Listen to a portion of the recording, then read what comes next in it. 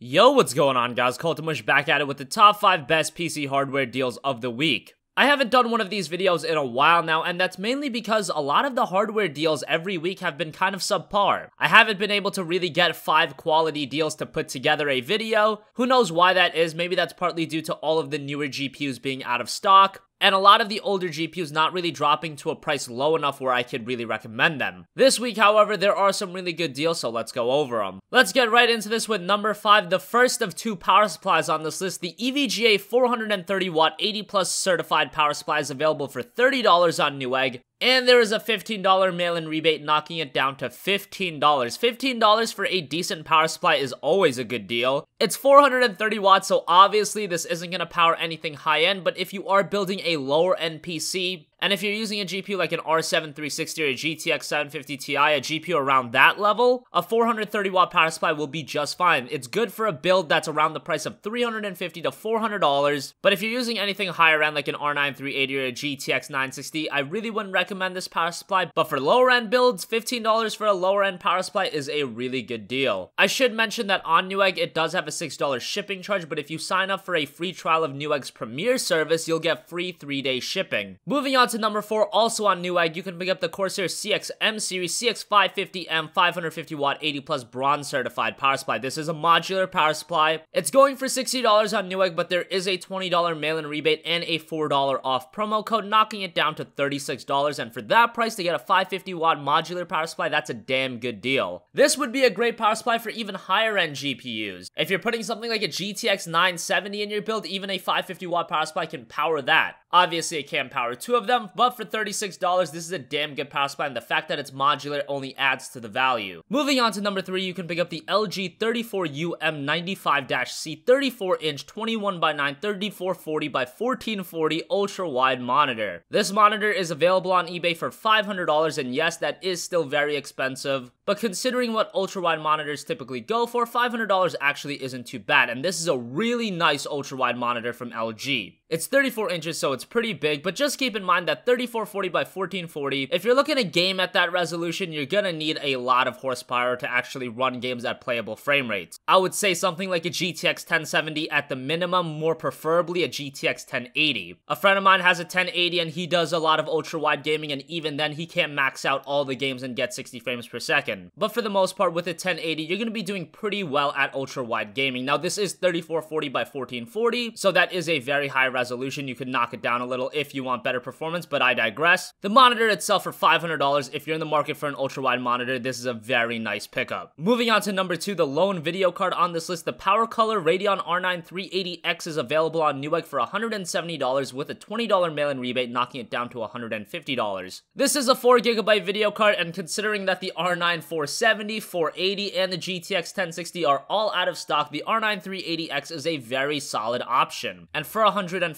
this GPU is going to offer you great 1080p gaming performance in all of the latest games. Is it going to max games out at 1080p and get 60 FPS? Absolutely not. But what it is going to give you is solid performance across the board. Higher end games at 1080p and high settings at around 45 frames per second is pretty good. The games are still going to look great. They're going to have a much better FPS than what you would find on a console. And overall, the gaming experience is going to be very, very good. Now, I know this is a GPU from PowerColor, and that's not everybody's favorite manufacturer. I've used 2 PowerColor GPUs, and I haven't had problems with either of them, and this GPU has perfect reviews on Newegg, so there's really nothing to worry about in my opinion. Finally, over on eBay, you can pick up the Kingston HyperX 120GB SSD for $37. Wow, what a deal for a 120GB SSD. I remember I had a Kingston HyperX SSD. It was 120GB, and I bought that about 2 years ago, and I spent $120 on it, so it's just great to see how cheap SSDs have gone. You can find a lot of 120GB SSDs from other manufacturers for even cheaper than this, but I really like this SSD. The Kingston HyperX line is very well reviewed, and for $37 to get an SSD like this, which can act as your boot drive, you're really not going to be doing too much outside of that. 120GB is somewhat limiting, but just to get your OS on there and some other key applications, it's a solid pickup. Just keep in mind, it is really gonna be your OS and maybe 1 or 2 games at the most, because game file sizes these days are huge. But if you're the kind of guy that always goes back to 1 or 2 games, say a game like League of Legends, then throw League of Legends on there, throw your OS on there, and that's good. And for $37 to get an SSD like this, it means that you can even fit SSDs in lower end builds, and that's great to see. This is a great deal. If you're in the market for an SSD, I would snatch this up. So that's gonna wrap up the top 5 best PC hardware deals of the week. If you guys pick anything up, let me know in the comment section down below. As always, links to all of these will be in the description box down below. Thanks for watching, and I will catch you guys in the next one. Peace out.